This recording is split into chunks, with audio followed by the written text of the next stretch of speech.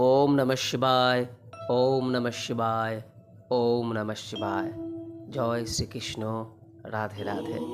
বন্ধুরা, আজ ২৯শে পৌষ, ১৪ই জানুয়ারি, মঙ্গলবার।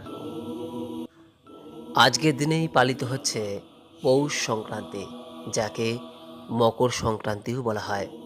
পৌষ মাসের সবথেকে গুরুত্বপূর্ণ দিন হিসেবে আজকের দিনকেই গণ্য করা হয়। এই মকর সংক্রান্তি কেন পালন করা হয় এবং এই মকর সংক্রান্তির দিন আমাদের কি কি করা প্রয়োজন সে সংক্রান্ত ইতিপূর্বেই একটি ভিডিওর মাধ্যমে আপনাদের সামনে আলোচনা করেছি, যার লিঙ্ক এই ভিডিওর ওপরে এবং এই ভিডিওর শেষে দেওয়া রয়েছে। প্রয়োজন বোধ হলে দেখে নেবেন। বন্ধুরা, আজ এই মকর সংক্রান্তির দিনে অনেকেই হয়তো ব্রত রেখেছেন, অনেকেই বিভিন্ন পুজো অর্চনা করছেন। যদি কোনো কারণে আজকের দিনে কোনো পূজা নাও করতে পারেন, কেবলমাত্র এই মকর সংক্রান্তির ব্রত কথাটি শ্রবণ করে আপনার যিনি ইষ্টদেব তার উদ্দেশ্যে একটি প্রদীপ প্রজ্বলন করতে পারেন। তাতেও আপনার ও আপনার পরিবারের মঙ্গল হবে। পৌষ সংক্রান্তি তথা এই মকর সংক্রান্তির ব্রত পৌষ মাসের সংক্রান্তির দিন যে কেউ করতে পারেন। এই ব্রতকে শুয়োদুয়োর ব্রত বলা হয়। তাই আজকের দিনে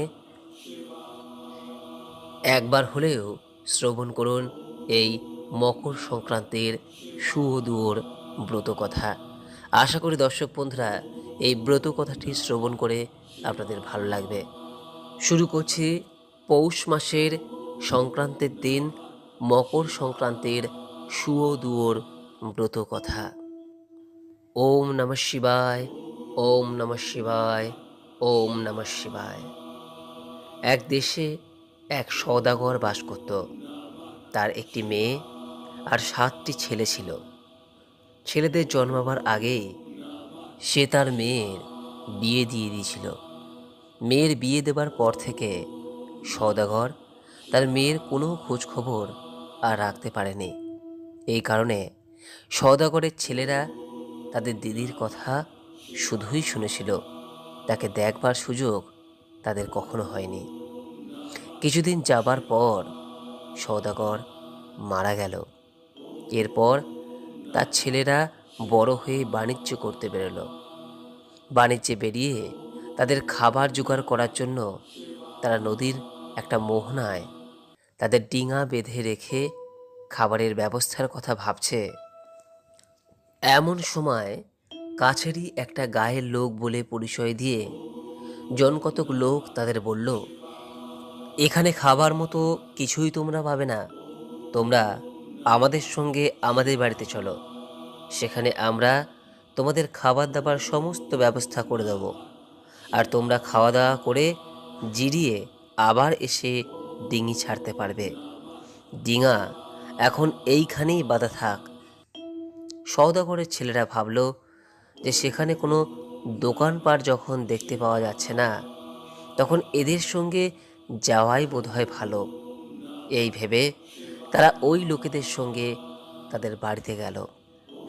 বাড়িতে নিয়ে গিয়ে সেই লোকগুলি সওদাগরের ছেলেদের খুব খাতির যত্ন করলো আর বলল, আপনারা জল খাবার খেয়ে এখানে খানিক জিরিয়ে নিন, আমরা এখন যাচ্ছি। কাজ সেরে খুব শিগগিরই ফিরে আসব। এই কথা বলে তাদের জন্যে জল খাবার এনে দিয়ে একটু পরেই তারা বেরিয়ে গেল। সেই বাড়ির ভেতর একটি বউ রান্না করছিল। বাড়ির পুরুষরা বেরিয়ে যেতে সে একবার উঁকি মেরে দেখল যে ৭জন সুন্দর ছেলেকে তার স্বামী আর দেওরেরা একটি ফন্দি করে ভুলিয়ে বাড়িতে এনেছে। এদের তারা মেরে ফেলবে। বউটি তখন তাদের কাছে এসে জিজ্ঞাসা করল, আপনাদের বাড়ি কোথায়? ৭ ভাইরা তখন তাদের পরিচয় দিল। বউটি তখন বলল, তোমরা তো দেখছি আমার ভাই, তোমরা এখানে আর এক দণ্ড থেকো না, পালিয়ে যাও। যারা তোমাদের এখানে নিয়ে এসেছে তারা ডাকাত, ফিরে এসে তোমাদের মেরে ফেলবে আর ডিঙার সমস্ত জিনিসপত্র নিয়ে নেবে। তোমরা যেমন করি হোক এই বাড়িতে আগুন ধরিয়ে দিয়ে এখান থেকে পালাও, আর তোমরা উত্তর মুখে যেও। সওদাগরের ছেলেরা তার কথা মতো বাড়িতে আগুন ধরিয়ে দিল এবং ঘাটে গিয়ে তখনই তাদের ডিঙা ছেড়ে দিল। ডাকাতেরা ঠিক ওই সময়ই বাড়িতে ফিরছিল। তারা দূর থেকে দেখতে পেল যে তাদের বাড়িতে আগুন লেগে গেছে। তারা ছুটে এলো আগুন নেভানোর জন্য। এসে দেখল যে সওদাগরেরা সব পালিয়ে গেছে। বউটি তখন তাদের বলল যে তারা দক্ষিণ দিকে যাবে বলে গেছে। এরপরই ওই 7 সওদাগরের ডিঙা তাদের দেশ ঘাটে এসে পৌঁছালো। সেখানে নেমে তারা দেখল যে তাদের মা সেই ঘাটে কলার পেটু সাজিয়ে জলে ভাসিয়ে দিচ্ছে। তারা মাকে তাদের বোনের সঙ্গে দেখা হওয়ার সব কথা জানালো। অনেক দিন পরে মেয়ের খবর পেয়ে তাদের মায়ের খুব আনন্দ হলো। এদের মা তখন মেয়ে, জামাই ও তার ভাইদের চিঠি দিয়ে নিমন্ত্রণ পত্র পাঠালো। চিঠি পেয়ে তার মেয়ে, স্বামী আর দেওরদের নিয়ে বাপের বাড়িতে এসে পৌঁছালো। সওদাগরের 7 ছেলে মিলে বোন, ভগ্নিপতি আর বোনের দেওরদের খুব খাতির যত্ন করলো। তারা তাদের এই ডাকাতি ব্যবসা ছেড়ে দেওয়ার জন্য খুব অনুরোধ করলো। তারাও ডাকাতি ছেড়ে দিতে রাজি হলো বটে, কিন্তু বলল যে এতদিন তারা যে পাপ করেছে সেই পাপ খণ্ডন হবে কেমন করে। তখন 7 সওদাগরের মা বলল, দেখো বাছারা, তোমরা পৌষ সংক্রান্তির ব্রত পালন করো, তাহলে তোমাদের আর কোনো প্রকার পাপ থাকবে না।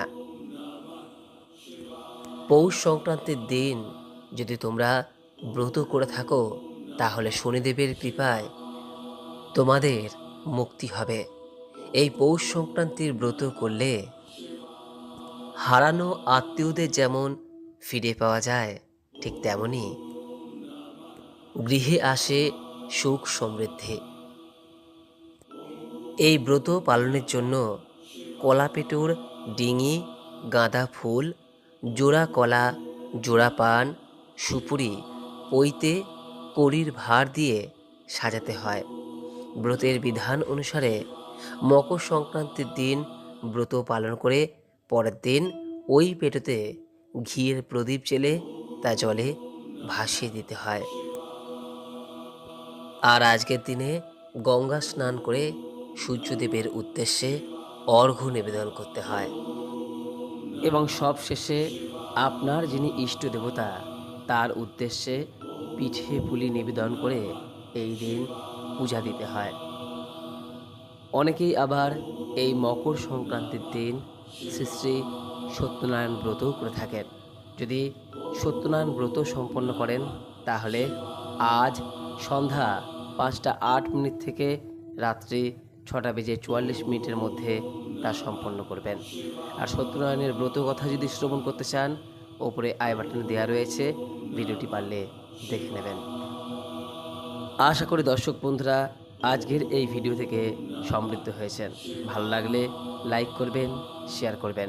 সকলেই ভালো থাকুন, সুস্থ থাকুন এই কামনা করে আজকের মতো ভিডিওটি এখানেই শেষ করলাম। নমস্কার, ধন্যবাদ। ঈশ্বর আপনার মঙ্গল করুক।